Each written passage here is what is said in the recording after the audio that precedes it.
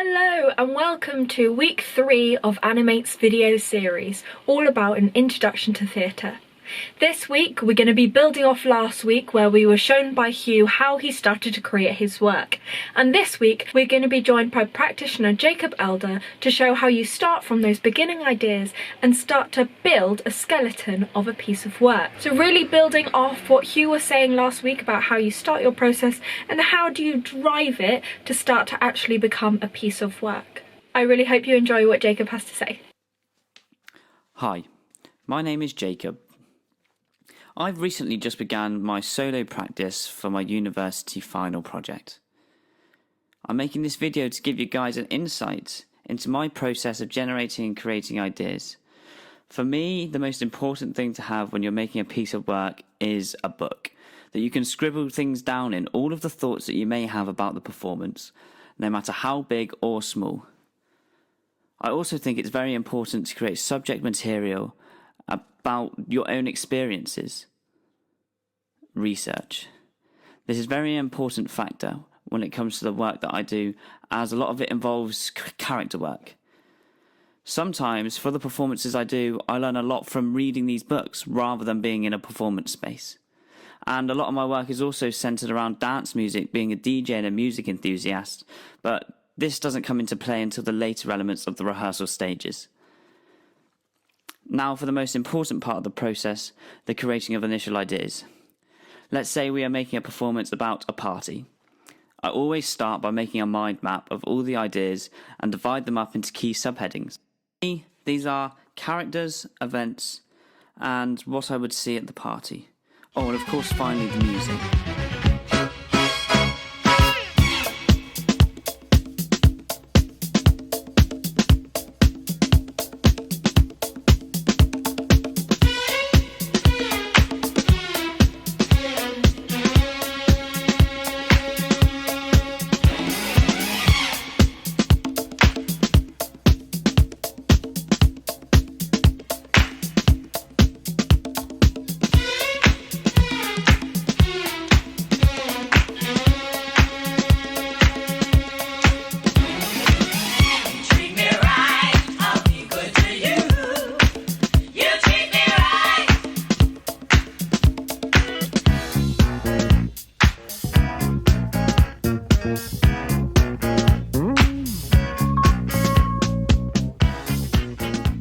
I would write all of these things down onto a piece of paper and spread them about across the floor, and add any ideas that come to my head relating to the piece of paper.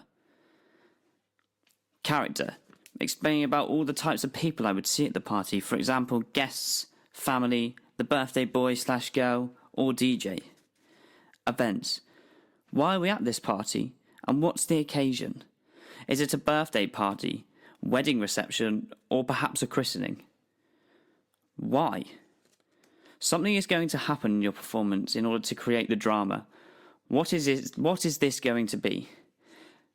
There being no food or no music, or perhaps no one arrives to your party. What? What do you see? What is at the party? What can you see at the party? Is there a bouncy castle or a buffet for all the guests to enjoy till they're full?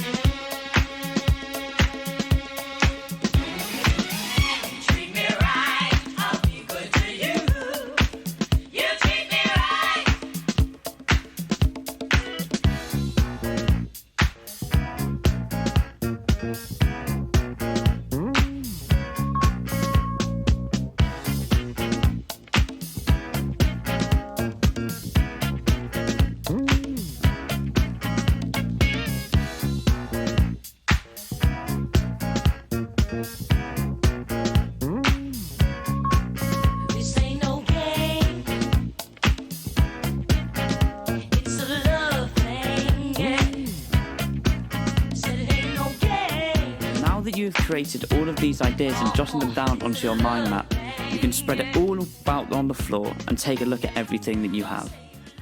You can have a look for all of the connections that you have between all the different pieces of paper and connect to the dots. And between these dots, you can then improvise a scene around your ideas that you have generated. For example, create a scene where you're at a birthday party and the buffet has no food. Play with the ideas that you have generated, but more importantly, be creative and have fun.